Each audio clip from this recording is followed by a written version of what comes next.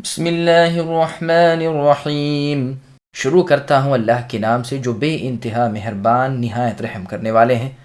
اذا زلزلت الارض زلزالها واخرجت الارض اثقالها وقال الانسان ما لها يومئذ تحدث اخبارها بان ربك اوحى لها يومئذ يصدر الناس أشتاتا ليروا أعمالهم فمن يعمل مثقال ذرة خيرا يره ومن يعمل مثقال ذرة شرا يره۔ جب زمین پوری طرح جھنجھوڑ دی جائے گی اور اپنے بوجھ باہر نکال پھینکے گی، انسان کہنے لگے گا کہ اسے کیا ہو گیا۔ اس دن زمین اپنی سب خبریں بیان کر دے گی، اسی لیے کہ آپ کے رب نے اسے یہ حکم دیا ہوگا۔ اس روز لوگ مختلف جماعتیں ہو کر واپس لوٹیں گے تاکہ انہیں ان کے اعمال دکھا دیے جائیں۔ پس جس نے ذرہ برابر نیکی کی ہوگی وہ اسے دیکھ لے گا، اور جس نے ذرہ برابر برائی کی ہوگی وہ اسے دیکھ لے گا۔ سامعین، اب ان آیتوں کی تفسیر سماعت کیجیے۔ سورہ زلزال کا تعارف۔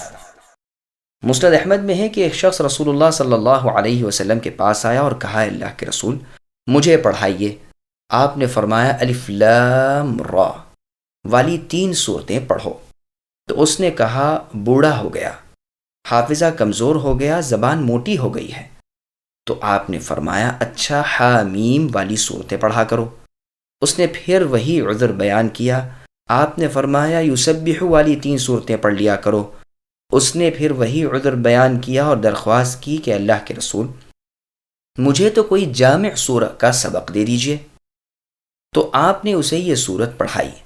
جب پڑھا چکے تو وہ کہنے لگا کہ اس اللہ کی قسم جس نے آپ کو حق کے ساتھ نبی بنا کر بھیجا ہے کہ میں کبھی اس پر زیادتی نہ کروں گا۔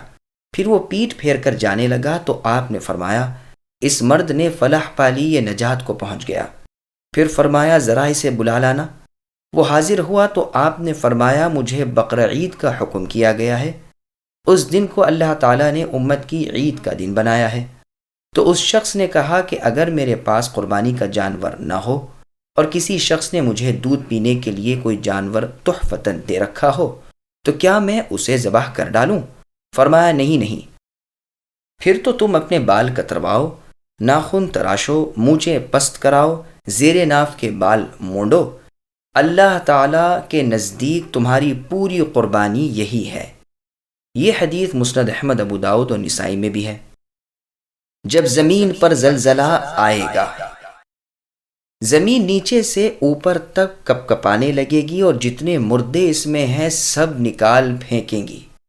جیسے اور جگہ اللہ نے فرمایا یا ایھا الناس اتقوا ربکم ان زلزلۃ الساعۃ شیء عظیم، کہ لوگوں اپنے رب سے ڈرو، یقین مانو کہ قیامت کا زلزلہ اس دن کی بھونچال بڑی چیز ہے۔ ایک اور جگہ اللہ نے فرمایا وَإِذَا الْأَرْضُ مُدَّتْ وَأَلْقَتْ مَا فِيهَا وَتَخَلَّتْ، یعنی جب کہ زمین کھینچ کھانچ کر برابر ہموار کر دی جائے گی اور اس میں جو کچھ ہے وہ اسے باہر اگل دے گی اور بالکل خالی ہو جائے گی۔ صحیح مسلم میں ہے کہ رسول اللہ صلی اللہ علیہ وسلم فرماتے ہیں زمین اپنے کلیجے کے ٹکڑوں کو اگل دے گی، سونا چاندی مثل ستونوں کے باہر نکل پڑے گا۔ قاتل اسے دیکھ کر افسوس کرتا ہوا کہے گا کہ ہائے، اسی مال کے لیے میں نے فلاں کو قتل کیا تھا، آج یہ یوں ادھر ادھر رل رہا ہے، کوئی آنکھ بھر کر دیکھتا بھی نہیں۔ اسی طرح صلہ رحمی توڑنے والا بھی کہے گا کہ اسی کی محبت میں آ کر رشتہ داروں سے میں سلوک نہیں کرتا تھا۔ چور بھی کہے گا کہ اسی کی محبت میں میں نے ہاتھ کٹوا دیے۔ غرض کہ وہ مال یوں ہی رلتا پھرے گا، کوئی اسے نہیں لے گا۔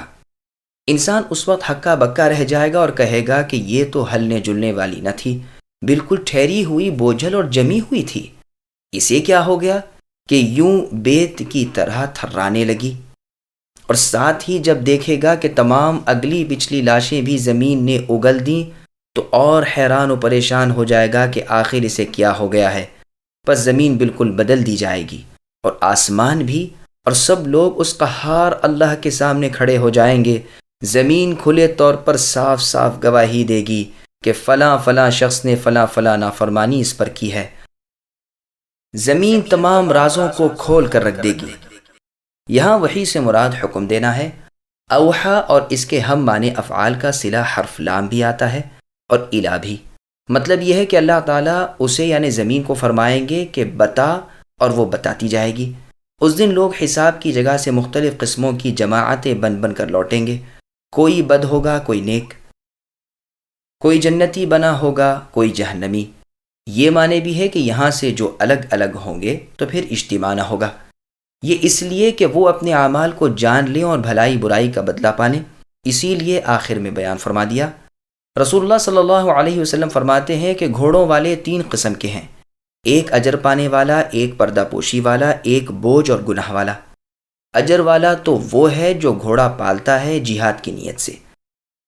اگر اس کے گھوڑے کی اگاڑی بچھاڑی ڈھیلی ہو گئی اور یہ ادھر ادھر سے چرتا رہا تو یہ بھی گھوڑے والے کے لیے اجر کا باعث ہے، اور اگر یہ رسی اس کی ٹوٹ گئی اور یہ ادھر ادھر چڑھ گیا تو اس کے نشان قدم اور اس کی لید کا یعنی گوبر کا بھی اسے ثواب ملتا ہے۔ اگر یہ کسی نہر پر جا کر پانی پی لے، گو ارادہ پلانے کا نہ ہو، تاہم ثواب مل جاتا ہے۔ یہ گھوڑا تو اس شخص کے لیے سراسر اجر و ثواب ہے۔ دوسرا وہ شخص جس نے اس لیے پال رکھا ہے کہ دوسروں سے بے پرواہ رہے اور کسی سے سوال کی ضرورت نہ ہو، لیکن اللہ کا حق نہ تو خود اس میں بھولتا ہے نہ اس کی سواری میں، پس یہ اس کے لیے پردہ ہے یعنی جہنم کی آگ سے۔ تیسرا وہ شخص ہے جس نے فخر و ریاکاری اور ظلم و ستم کے لیے پال رکھا ہے، پس یہ اس کے ذمے بوجھ اور اس پر گناہ کا بار ہے۔ پھر رسول اللہ صلی اللہ علیہ وسلم سے سوال ہوا کہ گدھوں کے بارے میں کیا حکم ہے؟ آپ نے فرمایا، مجھ پر اللہ تعالیٰ کی جانب سے سوائے اس تنہا اور جامع آیت کے اور کچھ نازل نہیں ہوا کہ ذرے برابر نیکی اتنی ہی بدی ہر شخص دیکھ لے گا۔ صحیح بخاری میں یہ روایت عدی بن حاتم رضی اللہ عنہ سے مروی ہے کہ آگ سے بچو اگرچہ آدھی کھجور کا صدقہ ہی ہو۔ دوسری ایک صحیح حدیث میں ہے کہ اے ایمان والی عورتوں، تم اپنی پڑوسن کے بھیجے ہوئے تحفے ہدیے کو حقیر اور معمولی نہ سمجھو، گو ایک کھر ہی آیا ہو۔ سنن نسائی کی ایک اور حدیث میں ہے کہ سائل کو کچھ نہ کچھ دے دو، گو جلا ہوا کھر ہی ہو۔